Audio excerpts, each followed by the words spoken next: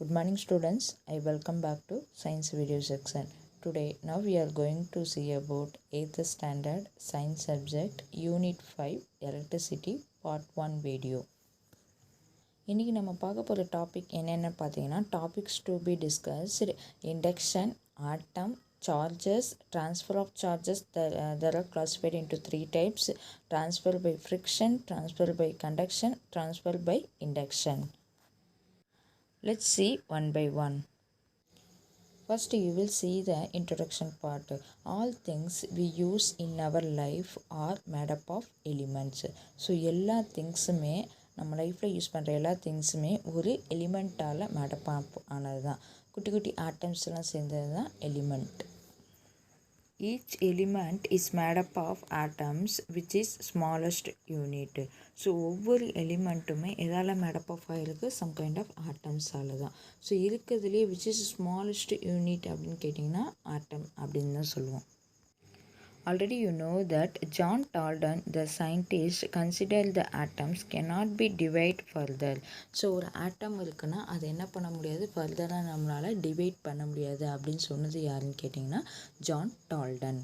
But it was found out later through Rutherford gold foil experiment that atoms are made up of particles like proton, electron and neutron.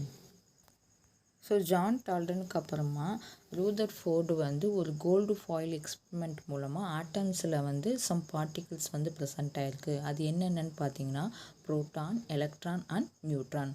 அதுக்கெல்லாம் தனித்தனி charge கூட இருக்குது அப்படின்னு சொன்னது யாருன்னு கேட்டிங்கன்னா ரூதர்ஃபோர்டு தான். So next let us see define electricity.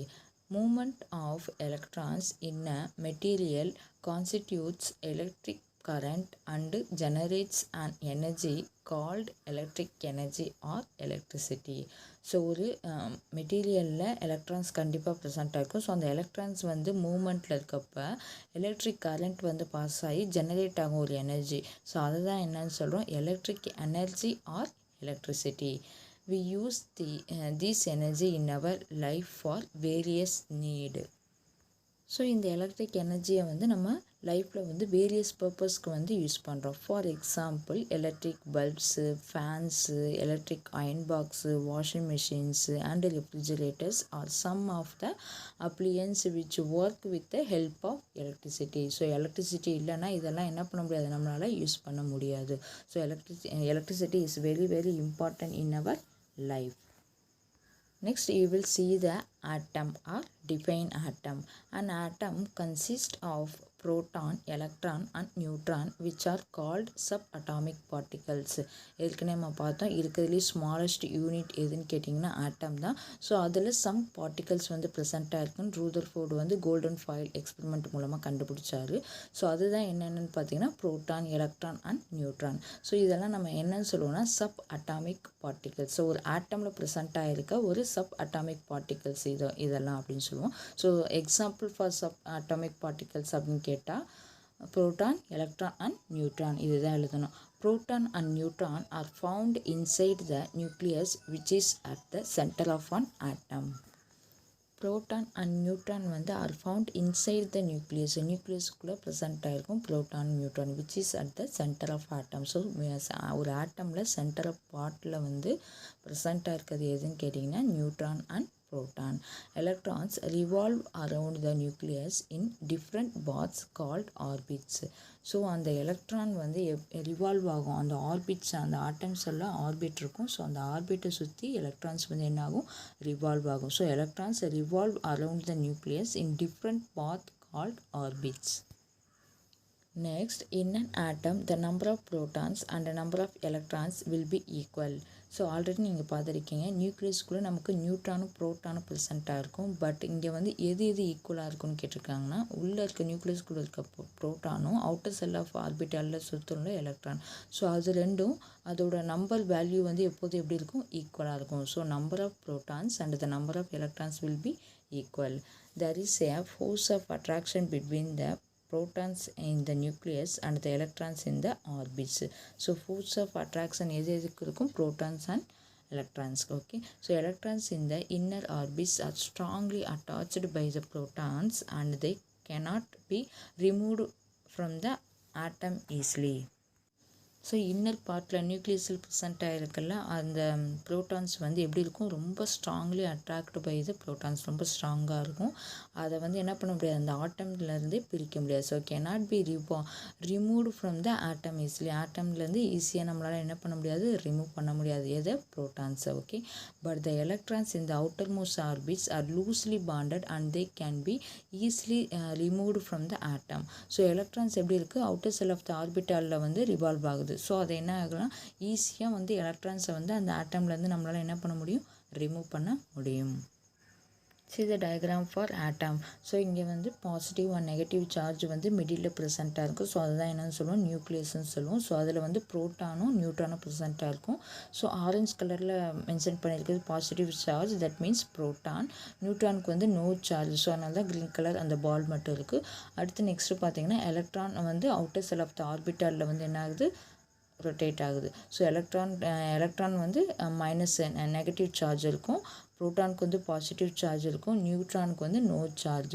நியூட்ரானும் ப்ரோட்டானும் வந்து நமக்கு நியூக்ளியஸில் வந்து ப்ரெசென்ட்டாக இருக்கும். எலக்ட்ரான் வந்து அவுட்டர் செல் ஆஃப் த ஆர்பிட்டில் வந்து ரிவால்வ் ஆகும். ஸோ இதுதான் வந்து ஒரு ஆட்டமோட பேசிக் ஸ்ட்ரக்சர். ஸோ சப்பாட்டாமிக் பார்ட்டிகல்ஸ்லாம் இது neutron, proton and electron. Okay, next let us see the charges. Charges are electric charge is the basic property of matter that causes object to attract or repel each other. So charges எதுக்குன்னு பார்த்தீங்கன்னா அந்த electric சார்ஜஸில் வந்து basic property அதுதான் of matter, the causes of ஆப்ஜெக்ட்டுக்கு. அது என்னென்ன பண்ணணும், அட்ராக்ட் பண்ணும் ஆர் ரிப்பல் பண்ணும். ஓகே, ஸோ அட்ராக்டும் பண்ணும், ரிப்பல் பண்ணும். ஸோ அதனால தான் attract or repel each other. It is carried by the subatomic particles like protons and electrons. So last டைமே நம்ம பார்த்தோம் எது சப் அட்டாமிக் பார்ட்டிகல்ஸ்னு, protons and electron and neutron. ஓகேவா, நியூட்ரான் இங்கே வராது. ஸோ ப்ரோட்டான்ஸ் அண்ட் எலக்ட்ரான்ஸ் மட்டும் இந்த அட்ராக்ட் அண்ட் ரிப்பலில் வந்து ப்ரெசென்ட்டாக இருக்கும். Charges can neither B created nor be destroyed. There are two types of charges irukku, positive charge and negative charge. So proton will be a positive charge and electron will be a negative charge. So அதனால தான் இது ரெண்டும் attract and repel ஆகுது. Okay, there are two types of charges present ஆயிருக்கு. One is positive charge and another one is negative charge. So next let us see the protons carry positive charge and the electrons carry negative charge. There is a force of attraction or repulsion between the charges. So in the charges of force of attraction பண்ணும் or force of repel பண்ணும். Okay, unlike charges attract each other and like charges repel each other. So unlike charges na positive and negative charges na அது attract ஆகும். So இது ரெண்டும் ஒரு unlike சார்ஜஸ்ன்னு சொல்லுவோம், அதாவது positive and negative. So அதனால் இது ரெண்டும் என்ன ஆகும், எப்போதும் பாசிட்டிவ் அண்ட் நெகட்டிவ் வந்து அட்ராக்ட் ஆகும். அண்ட் லைக் சார்ஜஸ் ரிப்பல் வந்து ரெண்டுமே பாசிட்டிவாக இருக்கும், இல்லை ரெண்டுமே நெகட்டிவாக இருக்கும். அது ரெண்டும் என்ன ஆகும், கண்டிப்பாக ரிப்பல் தான் ஆகும், அட்ராக்ட் ஆகாது. ஃபார் எக்ஸாம்பிள் நார்மலாக ஒரு பேட்ரி எடுத்திங்கன்னா கண்டிப்பாக அதில் ஒரு பாசிட்டிவ் சார்ஜ் இருக்கும் அண்ட் நெகட்டிவ் சார்ஜ் இருக்கும். இல்லாட்டி நீங்கள் ஒரு பல்பை க்ளோவாக வைக்கிறீங்கன்னா கண்டிப்பாக ஒரு ஒயர் வந்து பாசிட்டிவ் சார்ஜில் கனெக்ட் பண்ணுவீங்க, ஒரு ஒயர் வந்து நெகட்டிவ் சார்ஜில் கனெக்ட் பண்ணுவீங்க. ஸோ அப்போ தான் அந்த bulb will be glow. So unlike charges attract each other and like charges repel each other. Unlike charges that means positive and negative, like charges that means ரெண்டு positive ரெண்டு negative. Okay, next you will see the electric charges is measured in coulomb. So இந்த electric சார்ஜஸை எதை வச்சு measure பண்ணுவோன்னா coulomb அப்படிங்கிற ஒரு simple சொல்லும். So அதோட சிம்பிள் பார்த்தீங்கன்னா C, capital C. Small amount of charges that can exit freely is called elementary charges. So small amount of charges சீக்கிரம் அந்த ஆட்டம்லேருந்து ஃப்ரீயாக வெளியில் வருது அப்படின்னா அது என்னன்னு சொல்லுவோம், elementary charges. That means symbol for E. It is value is 1.602 into 10 to the power of minus 19 coulomb. So அப்போ E is equal to 1.602 into 10 to the power of minus 19 coulomb. This is the amount of charge passed by each proton and electron. So இவ்வளோ amount தான், அதாவது 1.602 into 10 to the power of 19 amount of charge passed by each proton and electron. But protons have positively elementary charge plus E and electrons have negative elementary charge minus E. Since protons and electrons are equal in number, an atom is electrically neutral.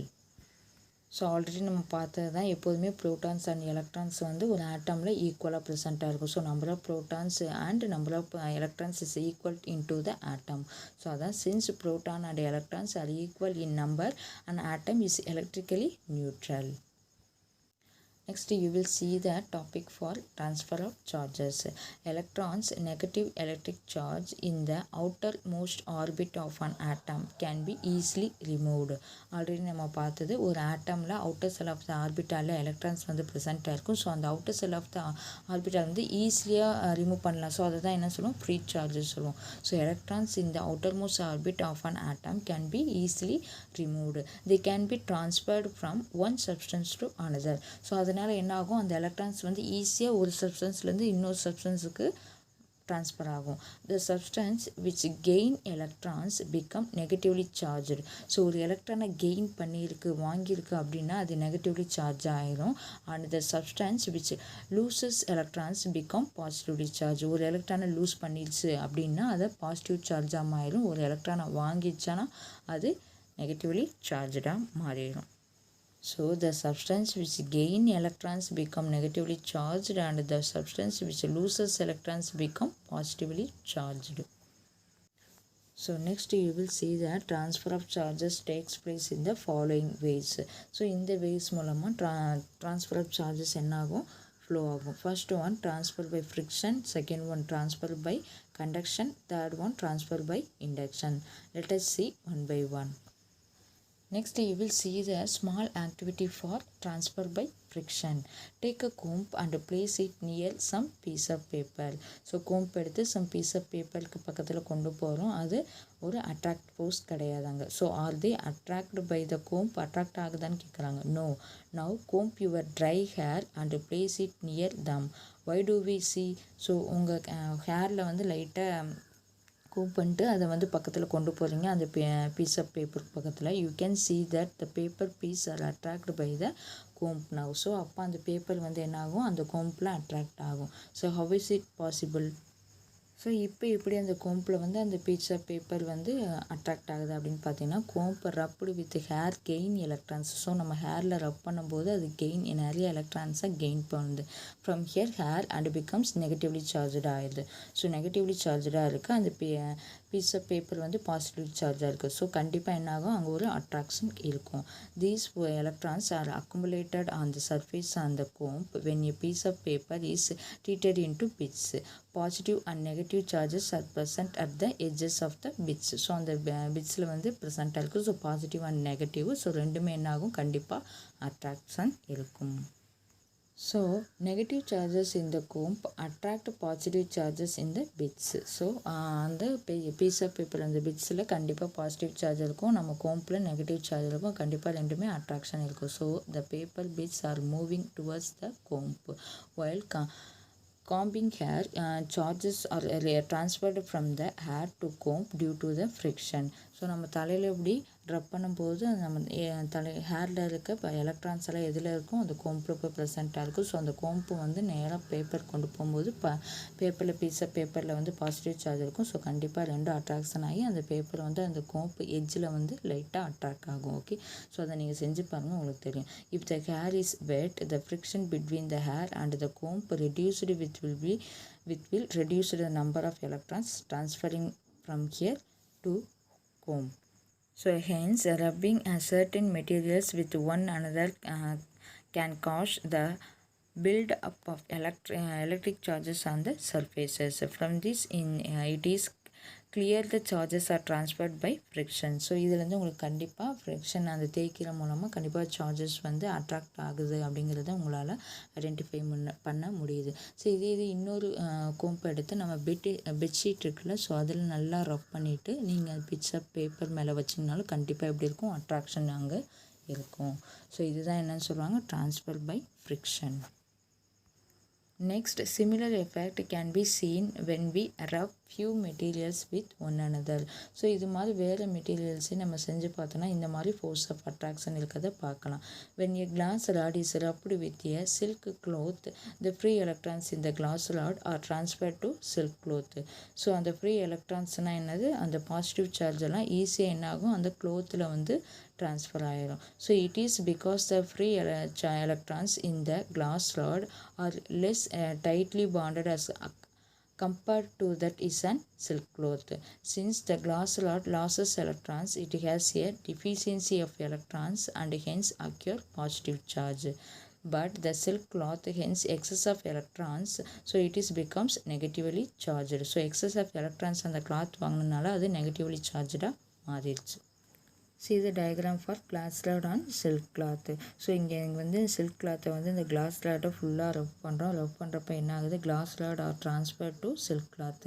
glass rodல உள்ள free electronsலாம் silk clothக்கு transfer ஆகிடுது.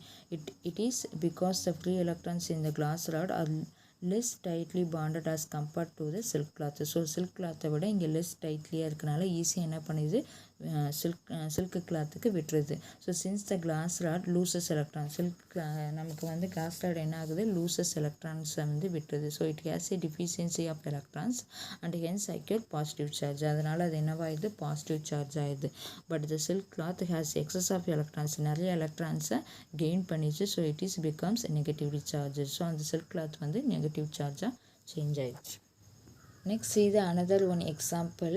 When an eponite rod வந்து made up of vulcanized rubber is rubbed with fur. ஒரு ஃபர்ல வந்து ரப் பண்ணுறோம். the fur transfer electrons to the eponite rod. So fur இப்போ என்ன ஆகுது, transfer to எதுக்கு, எப்போனைட்டுக்கு வந்து ட்ரான்ஸ்ஃபர் பண்ணுது. So because the electrons in the outermost orbit of the atoms in fur are loosely bonded as completely to the eponite rod. So அந்த ஃபரில் உள்ள எல்லா loosely சார்ஜஸ்லாம் இதில் போயிடுச்சு, எப்போனைட் ராடுக்கு போயிடுச்சு. So the eponite rod which has excess electrons becomes negatively charged. So excess of electrons வந்து எப்போனைட் ராடுக்கு வந்தனால அது ஃபுல்லாக negatively charged மாறிடுச்சு. and the fur which has deficiency of electrons is positively charged. நிறைய எலக்ட்ரான்ஸை வந்து அந்த ஃபர் வந்து லாஸ் பண்ணனால அது வந்து deficiency of electrons is positive charge change ஆயிடுச்சு. See the diagram for eponite rod and fur cloth. So when two materials are rubbed together, some electrons may be transferred from one material to another. So இதிலேருந்து தெரிஞ்சுக்கும், so ரப் பண்ணால் ஒரு மெட்டீரியல்லேருந்து இன்னொரு மெட்டீரியலுக்கு வந்து electrons என்ன ஆகும், transfer ஆகும். So leaving them both with A net electric charge. So இங்கே ஃபரில் உள்ள சார்ஜஸ்லாம் நமக்கு எப்போனைட் ராடுக்கு வந்து ஃபுல்லாக ட்ரான்ஸ்ஃபர் ஆகிட்டனால எப்போனைட் ராடு வந்து நமக்கு நெகட்டிவ்லி சார்ஜாக ஆயிடுச்சு. ஃபர் வந்து நமக்கு பாசிட்டிவ்லி சார்ஜாக சேஞ்ச் ஆயிடுச்சு. ஃபர் வந்து நிறையா எலக்ட்ரான்ஸை வந்து லூஸ் பண்ணிட்டனால அது பாசிட்டிவ்லி சார்ஜாக ஆயிடுச்சு. எப்போனைட் ராடு வந்து நிறையா எலக்ட்ரான்ஸை கெயின் பண்ணதுனால இது நெகட்டிவ்லி சார்ஜாக சேஞ்ச் ஆயிடுச்சு. Next you will see the another one activity. If a positively charged glass rod is brought near another glass rod, the rods will move apart as they repel each other. If a positively charged glass rod is brought close to a negatively charged eponite rod, the rod will be moved towards each other as a attract. So அதான் positive and positive இருந்தால் ripple ஆகும், positive and negative இருந்தால் கண்டிப்பாக attraction இருக்கும். The force of attraction or repulsion is a greater when the charged objects are closer. So அந்த சார்ஜோட object எப்படி க்ளோஸாக இருக்கோ அதை பொறுத்து தான் அட்ராக்ட் ஆகிறதும் ரிப்பல் ஆகிறதும் இருக்குது. Next you will see the transfer by conduction. First you will see in small activity. Take a sheet of paper, turn it in a hollow cylinder. So ஒரு paper எடுத்துருக்கோம், அது ஹாலோ சிலிண்டர் ஷேப்பில் வந்து நம்ம செஞ்சுருக்கோம். Tie one end of a cylinder with a stick thread and hang off from a stand. ஒரு ஸ்டாண்டில் ஒரு த்ரெட்டை கட்டி அந்த பேப்பர் சிலிண்டருக்கு அந்த பேப்பரை வந்து என்ன பண்ணுறோம், தொங்க விடுறோம். Now take an eponite rod and charge it by rubbing in with a woolen cloth. So woolen clothல அந்த ராடை ஃபுல்லாக ரப் பண்ணிட்டோம். Bring this charge eponite rod near the paper cylinder. So அந்த நியர் த பேப்பர் சிலிண்டருக்கு பக்கத்தில் அந்த ராடை நம்ம கொண்டு வரோம். The cylinder will be attracted by the rod.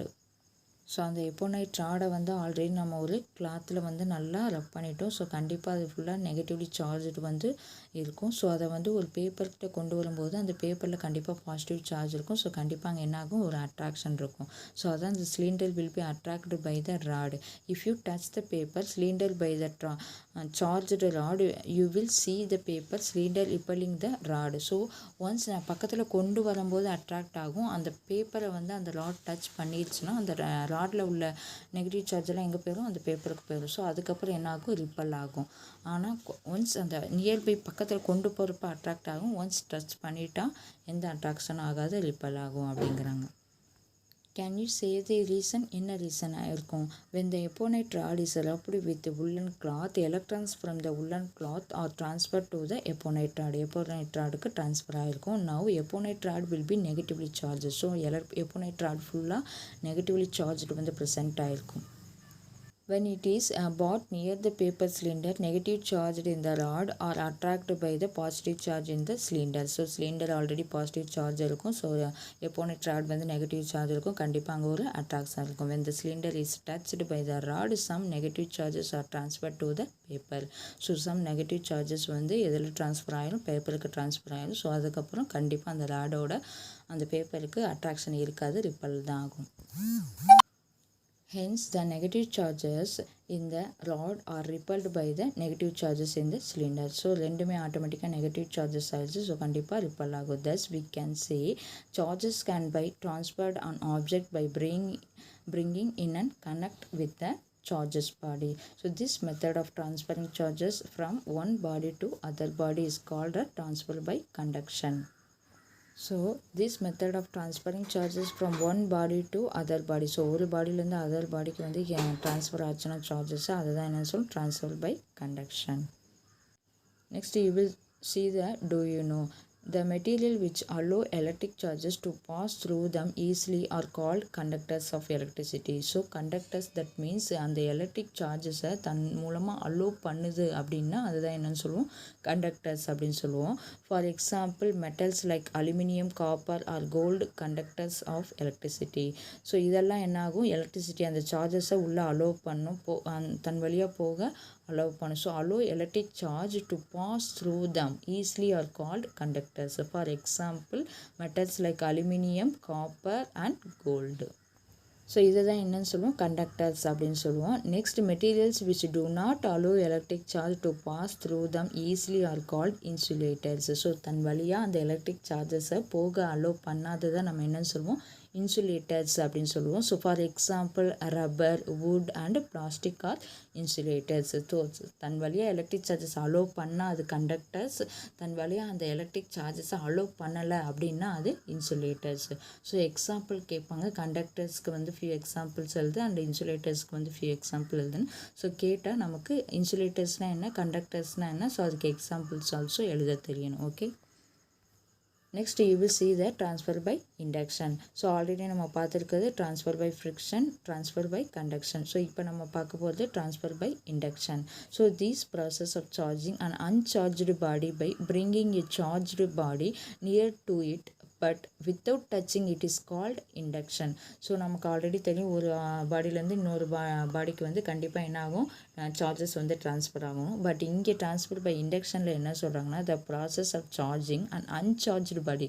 ஒரு பாடியில் அந்த சார்ஜே இல்லை, but bringing a charged body near பக்கத்தில் வந்துச்சுன்னா டு இட் பட் டச் பண்ணாதான் சார்ஜ் வந்து ட்ரான்ஸ்ஃபர் ஆகும்னு பார்த்தோம். இங்கே வந்து டச் பண்ணவே தேவையில்லை, without touching it can called induction. So பக்கத்தில் வந்தாலே அந்த சார்ஜஸ் என்னாகும், கண்டிப்பாக ட்ரான்ஸ்ஃபர் ஆகும். அதுதான் வந்து என்னது, induction.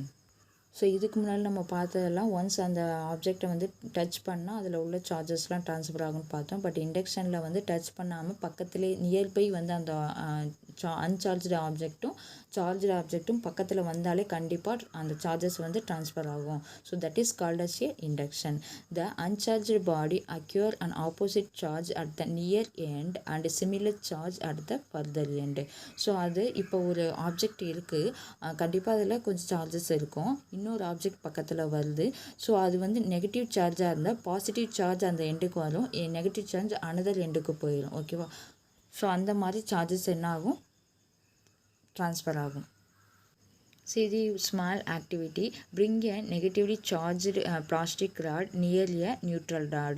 Neutral rod, that means positive and negative charge ரெண்டுமே ஒரே இதில் இருந்துச்சுன்னா அதுதான் என்னன்னு சொல்லுவோம், நியூட்ரல் ராடுன்னு சொல்கிறோம். ஸோ இப்போ நியூட்ரல் ராட்னா பாசிட்டிவ் சார்ஜும் இருக்கும், நெகட்டிவ் சார்ஜ் இருக்கும். ஸோ ரெண்டு சார்ஜும் ப்ரெசென்ட் ஆகிருக்க நியூட்ரல் ராடை வச்சுருக்கோம். ஸோ அது பக்கத்தில் நெகட்டிவ்லி சார்ஜ்டு பிளாஸ்டிக் ராடை வந்து கொண்டு வரப்போ என்ன நடக்குதுன்னா, when the negatively charged plastic rod is brought close to the neutral rod, the free electrons move away due to repulsion and start pulling up the further end. So இந்த against, so அங்கே வந்து negative charge வருது. So இங்கே positive சார்ஜராக இருக்கும்ல, அதெல்லாம் ஒரு எண்டுக்கு வந்துடும் கண்டிப்பாக அட்ராக்ஷன் நடக்கிறதுக்கு. ஸோ அந்த வர பிளாஸ்டிக் ராடு நம்ம ஃபுல்லாக நெகட்டிவ் சார்ஜில் வருது. ஸோ அப்போ அந்த நியூட்ரல் ராடில் உள்ள பாசிட்டிவ் சார்ஜ் தான் அதை போய் அட்ராக்ட் பண்ண பார்க்கும். அந்த நெகட்டிவ் சார்ஜ், அந்த நியூட்ரலில் உள்ள நெகட்டிவ் சார்ஜ் வந்து ரிப்பல் பண்ண தான் பார்க்கும். ஸோ அதனால் பாசிட்டிவ் சார்ஜெல்லாம் ஒரு எண்டுக்கு வந்துடும். ஏன்னா நெகட்டிவ் வந்துக்கிட்டு இருக்குது. ஸோ அதனால் அட்ராக்ட் ஆகிறதுக்கு பாசிட்டிவ் எண்டெல்லாம் ஒரு எண்டுக்கு வந்துடும். So near end becomes positively charge due to deficiency of electrons. So when the neutral rod is grounded, so அந்த நியூட்ரல் ராடை என்ன பண்ணுறோம், கிரவுண்டுக்கு வந்து அட்டாச் பண்ணுறோம். The negative charge flow to the ground. So வரது negative charge. So negative charge வந்து repel பண்ணும். அதனால் அதில் உள்ள நியூட்ரலில் உள்ள நெகட்டிவ் சார்ஜெலாம் கிரவுண்டுக்கு போயிடும். அதில் உள்ள பாசிட்டிவ் சார்ஜ் அந்த நெகட்டிவோட அட்ராக்ட் ஆகும்.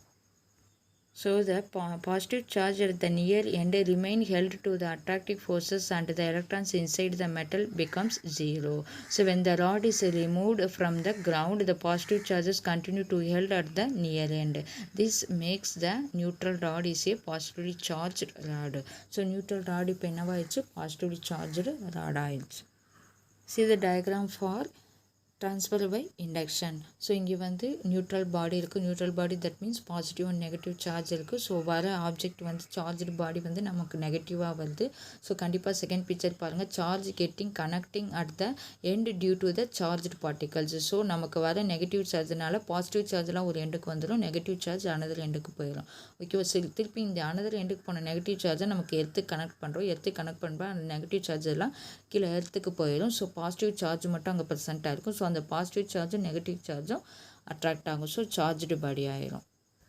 So similarly, when a positive charged rod is bring near an uncharged rod, negatively charged electrons are attracted towards it. So positive and negative na kandipa anga attraction irukum. As a result, there is a excess of electrons at nearly end and deficiency of electrons at the further end. So anga vandu excess of electrons vandu nearer and the edge ku vandrudhu, and the deficiency of electrons as a further end, innor end ku poyidum. So nearer end of the uncharged rod becomes negatively charged and far end is positively charged. So ஒரு எண்டில் இருக்கிறது negative சார்ஜடாக மாறும், இன்னொரு எண்டில் இருக்கிறது positively சார்ஜடாக ஆகும். Okay, so today in this topic is over. Next topic I will sent you later. Thank you students.